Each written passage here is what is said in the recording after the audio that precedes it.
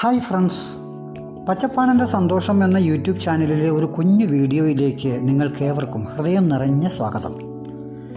നമ്മൾ നമ്മുടെ ജീവിതത്തിൽ ഏത് ഘട്ടത്തിലും, അത് ബാല്യത്തിലായാലും കൗമാരത്തിലായാലും യൗവനത്തിലായാലും വാർദ്ധക്യത്തിലായാലും നമ്മൾ അധ്വാനിച്ച് തന്നെ ജീവിക്കണം. അധ്വാനമില്ലെങ്കിൽ നമ്മൾക്ക് എന്ത് ജീവിതമാണുള്ളത്? അധ്വാനിക്കാൻ കഴിയുന്ന തരത്തിൽ നമുക്ക് അധ്വാനിച്ചേ പറ്റൂ. അധ്വാനം മാത്രം പോരാ, വിശ്രമവും വേണം, വ്യായാമവും വേണം, വിനോദവും വേണം. ഈ 4 കാര്യങ്ങൾ കൃത്യമായി നമ്മൾ ചെയ്തിരിക്കണം. അതുപോലെ ആഹാര നീഹാര നിദ്രകളും കൃത്യമായി പാലിച്ചാൽ ഒരു പരിധി വരെയൊക്കെ നമുക്ക് നമ്മുടെ ജീവിതത്തെ ഒരുവിധം സന്തോഷകരമായി ജീവിതാവസാനം വരെ കൊണ്ടുപോകാൻ കഴിയും. ആ ഒരു കാര്യമാണ് എനിക്ക് ഈ വീഡിയോയിലൂടെ പറയുവാനുള്ളത്. ഞങ്ങളെ സംബന്ധിച്ച് സർവീസിൽ നിന്നും 2 പേരും റിട്ടയർ ആയതിനു ശേഷം ഭാര്യയാണെങ്കിൽ LLBക്ക് ചേർന്നു. ഞാനാണെങ്കിൽ ഒരല്പം ബിസിനസ്സും അത്യാവശ്യം വീട്ടിലുള്ള മറ്റു ചില ചെടി പരിപാലനവും കൃഷി രീതികളുമൊക്കെയായി ഇങ്ങനെ കൊച്ചു ചെറിയ പണികളുമൊക്കെ ചെയ്ത് ജീവിതത്തെ തള്ളി നീക്കും. പക്ഷേ അതെല്ലാം അധ്വാനമാണ്. അതിൽ നിന്ന് നമുക്ക് ചെറിയ വരുമാനമുണ്ട്. തന്നെയുമല്ല, പുലർകാലത്തെ ഉണർന്ന് അല്പം വ്യായാമം, അല്പം അധ്വാനം, പിന്നീട് വിശ്രമം, ഒരല്പം വിനോദം നിങ്ങൾക്ക് ഇഷ്ടമുള്ള മേഖല തിരഞ്ഞെടുക്കാം. ഞങ്ങൾ 2 പേരെയും സംബന്ധിച്ച് പഠനമാണ് ഏറ്റവും വലിയ വിനോദം.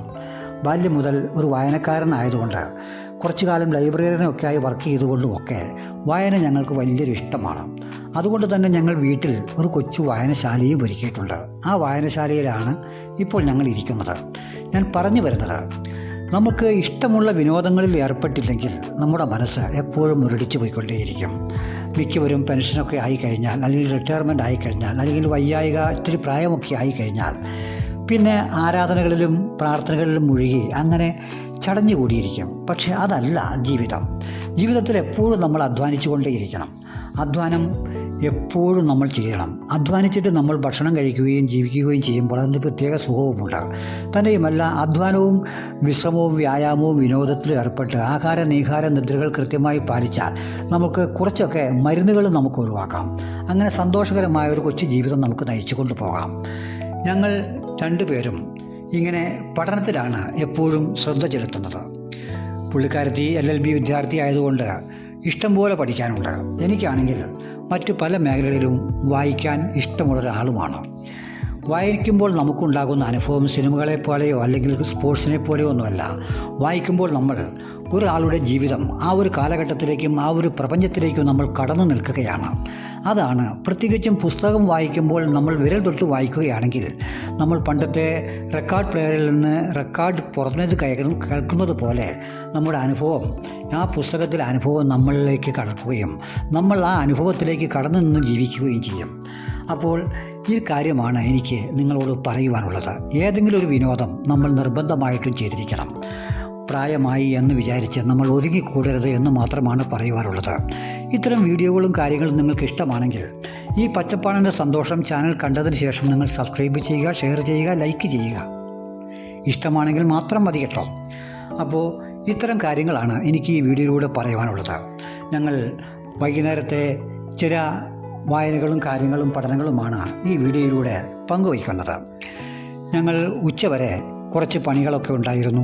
പുള്ളിക്കാരത്തി കോളേജിൽ പോയി വൈകിട്ട് വന്നു. ഒരല്പം വിശ്രമം ഒക്കെ എടുത്തതിന് ശേഷം പറമ്പിലും തൊടിയിലുമൊക്കെ ഒരല്പം പണിയൊക്കെ ചെയ്തതിന് ശേഷം ഞങ്ങളുടെ വിനോദത്തിലേക്ക് കടക്കുകയാണ്.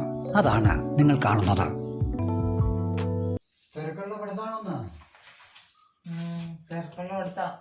നാളെ പരീക്ഷ ഉണ്ടോ? നാളെ ഹിസ്റ്ററി. നാളെ ഹിസ്റ്ററിയാ? ഓ, ദിവസവും പരീക്ഷ അല്ലേ? ചൊവ്വാഴ്ച അടുത്ത ചൊവ്വാഴ്ച. അല്ലെന്നേ, പഠിക്കണത് എപ്പോഴും പഠനം നല്ലതാണ്.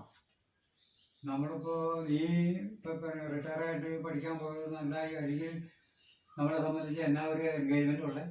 അതും ഇത് ചിന്തിച്ച് വെറുതെ മനസ്സ് ചെറുത്താൻ്റെ പണിപ്പുര ആക്കണേക്കാളും നല്ല പോസ്റ്റ് നീങ്ങി കിട്ടൂലോ. മനുഷ്യൻ എപ്പോഴും എൻഗേജ്ഡ് ആയിരിക്കണം നമ്മളെപ്പോഴും തിരക്ക്. ഞാൻ അതുകൊണ്ട് തന്നെ എല്ലാ ഈ ഓരോ കേസുകളും ഇപ്പോൾ ഞാൻ പറഞ്ഞില്ല, ആടും കോഴിയും താറാവൊക്കെ വേണമെന്നൊക്കെ പറഞ്ഞില്ലേ.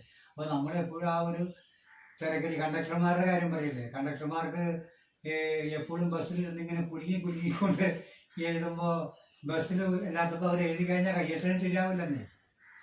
ഞാൻ ഒരു കാര്യം ചോദിക്കട്ടെ, ഈ ഒരു വീടിനെ സംബന്ധിച്ച് ശരിക്കും പറഞ്ഞാൽ ഏറ്റവും വൃത്തിയായിരിക്കേണ്ട റൂമുകളെ ഏതൊക്കെയാ? ഞാൻ പറയുമ്പോ വാഷ്റൂം അത് ഏറ്റവും വൃത്തിയായിട്ട് സൂക്ഷിക്കേണ്ടത്.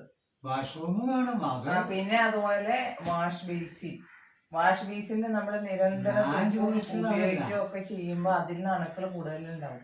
അത് നമ്മളത് നന്നായിട്ട് കഴുകി വൃത്തിയാക്കി എപ്പോഴും കൊണ്ടുപോയി നടക്കണം. അത് 100% ശരിയാണ്. ഞാൻ ഉദ്ദേശിച്ചത് അതല്ല. ഒരു വീട്ടിലെ പ്രധാനപ്പെട്ട റൂമുകൾ. അടുക്കള നല്ല ശുചിത്വം പാലിക്കണം. അടുക്കളയില് ഖരമാലിന്യങ്ങളും ദ്രവമാലിന്യങ്ങളും എല്ലാ ദിവസവും മാറ്റണം. പിന്നെ ശരിക്കും പാത്രങ്ങളൊക്കെ നല്ല തിളച്ച വെള്ളത്തിൽ കഴുകിയെടുക്കണം. മിക്ക വീടുകളിൽ ഇല്ലാത്തൊരു സംഭവം അതാണ്. അടുക്കളയിൽ പല വീടുകളിലും അടുക്കളയിൽ ചെന്ന് കഴിഞ്ഞിട്ടല്ലോ ഒരു തരത്തിലേക്ക് നമുക്ക് പല വീടുകളിലും ശ്രദ്ധിക്കാറുണ്ട്. അത് പുതിയ വീടുകൾ പണിയുമ്പോൾ ആൾക്കാർ ബാക്കി എല്ലാ ബെഡ്റൂമിന്റെയും അതുപോലെ എല്ലാത്തിന്റെയും പണികളെല്ലാം പൂർത്തീകരിക്കും. അടുക്കള ലാസ്റ്റത്തേക്ക് ഇടും. അടുക്കളയും ബെഡ്റൂമുമാണ് ഏറ്റവും നീറ്റായിട്ട്. കാരണം ആരോഗ്യത്തിന്റെ ഒരു കുടുംബത്തിന്റെ ആരോഗ്യത്തിന്റെ മെയിൻ കേന്ദ്ര ബിന്ദു അടുക്കളയാണ്. പിന്നെ ബെഡ്റൂം നമ്മൾ നന്നായിട്ട് ശുചിത്വം പാലിക്കേണ്ട ഒരു സ്ഥലമാണ്. കാരണം നമ്മുടെ സ്കിന്നുകൾ ദിവസവും പൊഴിഞ്ഞു പോയിക്കൊണ്ടിരിക്കുക. ആ സ്കിന്നിന്റെ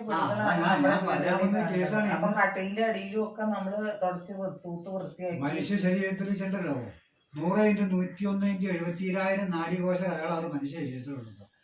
അപ്പൊ നമ്മുടെ ശരീരത്തിൽ ദിവസവും കോശങ്ങൾ ഇങ്ങനെ ഡെഡായിട്ടുള്ള കോശങ്ങൾ കൊഴിഞ്ഞുകൊണ്ടിരിക്കും. ഒരു ഡോക്ടർ ഈ അടുത്ത കാലത്ത് ഒരു ഡോക്ടർ ക്ലാസ്സിലും കേട്ടു. അവരുടെ പറച്ചിൽ വെച്ചാല് നമ്മുടെ ബെഡ്ഷീറ്റ് ദിവസവും മാറുവാണെങ്കിൽ ഏറ്റവും നല്ലതാണ്. ശരിക്കും പറഞ്ഞാൽ ഇപ്പൊ എല്ലാ പുരാണങ്ങളും തന്നെ പറയുന്നുണ്ട്. അതായത് നമ്മൾ കിടക്കാൻ നേരം നമ്മുടെ തലയെണ്ണയും പായും, അന്ന് തലയെണ്ണയും പായും ആണല്ലോ പഴമയില്. ഇപ്പൊ ബെഡും കാര്യങ്ങളൊക്കെയാണ്. ബെഡൊന്നും എന്നും എടുത്ത് പടയാൻ പറ്റില്ല. പക്ഷെ നമ്മൾ കിടക്കുന്ന ബെഡ്ഷീറ്റും തലയെണ്ണയും തലയെണ്ണ കവറും ദിവസവും കുടഞ്ഞു വിരിക്കണം. എന്നിട്ട് ആ റൂം ദിവസവും അടിക്കുകയും ചെയ്യണം. അത് തന്നെയല്ല, ഇപ്പൊ പാമ്പൊക്കെ കയറിയിരിക്കല്ലേ വീടുകളില്. കാടുകളെല്ലാം ആൾക്കാർ വെട്ടി തെളിച്ചു കഴിഞ്ഞപ്പോ പാമ്പിന് ഇരിക്കാൻ സ്ഥലമില്ല. അപ്പൊ പാമ്പ് കയറി ബെഡിന്റെ ഇടയ്ക്കും ഫ്രിഡ്ജിന്റെ ഇടയ്ക്കും ഒക്കെ കയറിയിരിക്കും. അപ്പൊ എല്ലാ ദിവസവും കിടക്കുന്നതിന് മുമ്പ് നമ്മള് ബെഡൊക്കെ ഒന്ന് പൊക്കി നോക്കി. ഈ പൊതുവിൽ ആരോഗ്യം ആളുകൾക്ക് നല്ല ഭക്ഷണം മാത്രം കഴിച്ചാൽ ആരോഗ്യം കിട്ടുന്നൊരു തോന്നില്ല. ഭക്ഷണത്തിൽ പ്രധാനപ്പെട്ട കേസാണ്. ഭക്ഷണം ഏറ്റവും പ്രധാനപ്പെട്ട കേസാണ്. ആഹാരം വിഹാരം നിദ്ര നമ്മളെപ്പോഴും പറയാറുണ്ടല്ലോ. പക്ഷെ ഇപ്പൊ ഒത്തിരി മാറ്റങ്ങൾ വന്നു. ആളുകൾ മനസ്സിലാക്കാൻ തുടങ്ങി. പക്ഷെ ഒരു കാര്യമുണ്ട്, മനുഷ്യന് ഏറ്റവും കൂടുതൽ ശ്രദ്ധിക്കണ എന്തിനാണെന്നറിയോ? അണ്ടർവെയർ, ചെരുപ്പ്, കൊട, ചീപ്പ്, കണ്ണാടി, പേന, പെൻസില്, മൊബൈല്, ഇതൊക്കെ നമ്മൾ AC റൂമിനകത്ത് ചില്ല് കൂട്ടിനകത്ത് അതിനകത്ത് സൂക്ഷിച്ചേക്കണ സാധനങ്ങൾ നമ്മൾ മേടിക്കാൻ പോകണം. എന്നിട്ടോ അത് ഒരെണ്ണം വാങ്ങണേ നമ്മണ്ടല്ലോ 100 കൂട്ടം അതിനെക്കുറിച്ച് പഠിച്ച് 3 പേരുടെ അഭിപ്രായം ചോദിച്ച് ലാഭം നോക്കിയിട്ട് മേടിക്കും. പക്ഷെ നമ്മൾ കഴിക്കുന്ന ഭക്ഷണത്തിന് ഏതൊരു മനുഷ്യന് എന്താ ശ്രദ്ധിക്കാറുള്ളത്? ഇപ്പൊ ഈ പറഞ്ഞല്ലോ ഇത്രേ എല്ലാം ശ്രദ്ധിക്കുന്നുണ്ട് പറഞ്ഞു. മനുഷ്യൻ ഭക്ഷണത്തിന്റെ കാര്യത്തിൽ യാതൊരു ശ്രദ്ധയില്ല. ഓടയുടെ പുറത്ത് ഓപ്പൺ എയറിൽ വണ്ടി പോണ റോഡ് സൈഡിൽ ഇരുന്ന് ഉണ്ടാക്കുന്ന ഭക്ഷണങ്ങളാണ് എല്ലാവരും വാങ്ങി കഴിക്കുന്നത്. എന്നാൽ മനുഷ്യന്റെ നിലനിൽപ്പിന് ഏറ്റവും കൂടുതൽ ആവശ്യമുള്ള സാധനം ആരോഗ്യം നിലനിർത്താനും ഈ ഭക്ഷണമാണെന്നറിയാം. പക്ഷെ അറിവ് ഉണ്ടായിട്ട് മാത്രം കാര്യമില്ല. ഏറ്റവും കൂടുതൽ അറിവുള്ളവരാണ് ഏറ്റവും കൂടുതൽ ഇപ്പോൾ ഉഴപ്പിക്കൊണ്ടിരിക്കുന്നത്. ഇപ്പൊ നമ്മൾ ഈ ഇരിക്കുന്ന പുസ്തകങ്ങളൊക്കെ ഒരുപാട് ആളുകൾ എഴുതി വെച്ചിട്ട കാര്യങ്ങളാണ്. ഇതിനകത്തൊക്കെ ഓരോ പ്രപഞ്ചങ്ങൾ തന്നെ ഓരോ പുസ്തകത്തിനടുത്ത് തുടങ്ങിയിരിക്കുന്നത്. ഓരോ കാലഘട്ടങ്ങൾ അതിനകത്ത് നമ്മൾ കയറുമ്പോൾ കിട്ടുന്നത്. പക്ഷെ ഞാൻ ചോദിച്ചാൽ നമ്മുടെ അടുക്കളയും ഈ ബെഡ്റൂമും മിനിമം ഒരു വീട്ടിലെ കൃത്യതയോടെ കൃത്യമായിട്ട് പരിപാലിച്ച് കൊണ്ടുപോവുകയാണെങ്കിൽ തന്നെ പകുതി അസുഖങ്ങളിൽ നിന്നും മാറാൻ പറ്റുമെന്നാണ് എൻ്റെ. വേറൊരു കാര്യം, പഠിക്കുന്ന കുട്ടികളുണ്ടെങ്കിൽ കൃത്യമായിട്ട് ഒരു റൂമിൽ ഇരുന്ന് പഠിച്ച് അവിടെ അടുക്കും ചിട്ടിയൊക്കെ ആയിട്ടിരുന്ന് പഠിക്കുകയാണെങ്കിൽ അവർക്ക് പഠിക്കാനുള്ള ഒരു പ്രത്യേക ഒരു ഉണർവ് കിട്ടും, ഓർമ്മ കിട്ടും. നല്ല ഒരു അന്തരീക്ഷത്തിൽ ഇരുന്ന് പഠിക്കുകയാണെങ്കിൽ നന്നായി. ഞാൻ പറഞ്ഞ ശരിയാണ്. പോയെ എനിക്ക് സമയമില്ല, എനിക്ക് പരീക്ഷ അല്ല. ഞാൻ പറഞ്ഞത് തന്നെ ഇരുന്ന് പഠിച്ചാണ്ടല്ലോ. ഒരു സ്ഥലത്ത് തന്നെ ഇരുന്ന് പഠിക്കുന്നേക്കാളും എപ്പോഴും നമ്മൾ ഒരു ദിവസം ഇന്നിടത്തും പഠിച്ചു, ഒരു ദിവസം അടുത്ത സ്ഥലത്ത് നിന്ന് പഠിച്ചു. അതുപോലെ ചെടികളുടെ ഒക്കെ അടുത്തിരുന്ന് പോയി പഠിക്കുക.